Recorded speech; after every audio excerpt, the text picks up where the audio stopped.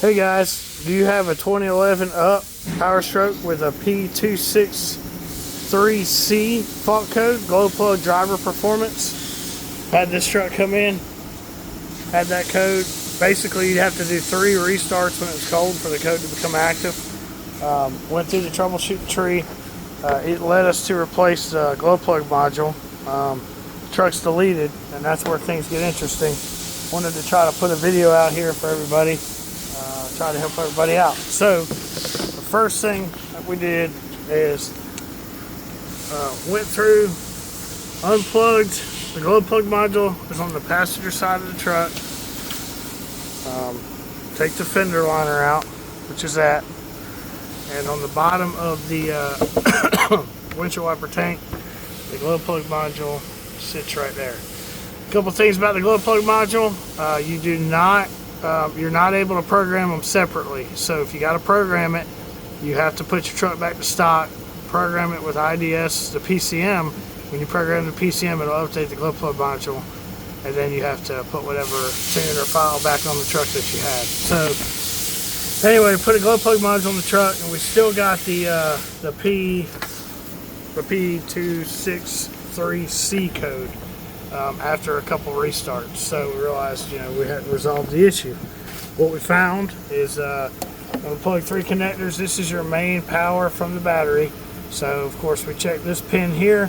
We have 12 volts here all the time. It's the first check you want to make. The second test I did is the smaller connector. There's a bigger connector and a smaller connector. The 2 on the top and bottom, left and right, the 4 in the center are empty cavities. Now, these cavities here go directly to your glow plugs. So glow plug 1, 2, 3, 4, 5, 6, 7, 8. So you can check your glow plugs from this connector by taking your multimeter, putting it on ohms, taking your pin tool. There you go.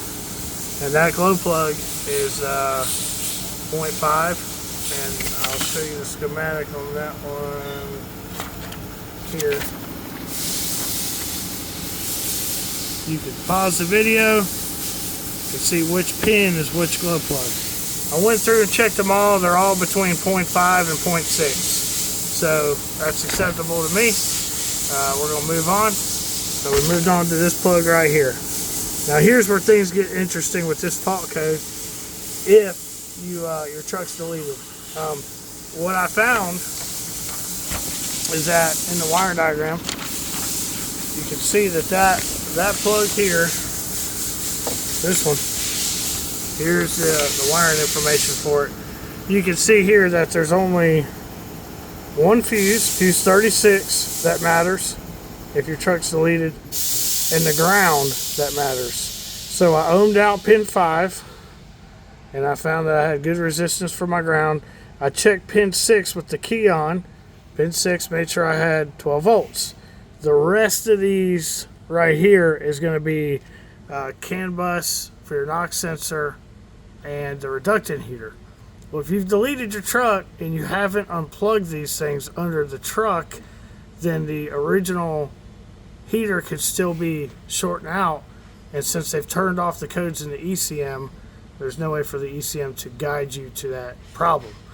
So if you have this code, I suggest you go under your truck and unplug all the connectors and make sure that nothing has melted or shorted on the exhaust.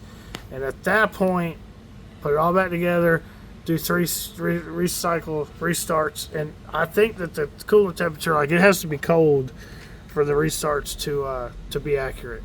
So you might have to wait 2 or 3 days of driving it, see if it comes back. But make sure that if you were working on a deleted truck and you get this code, that everything's unplugged.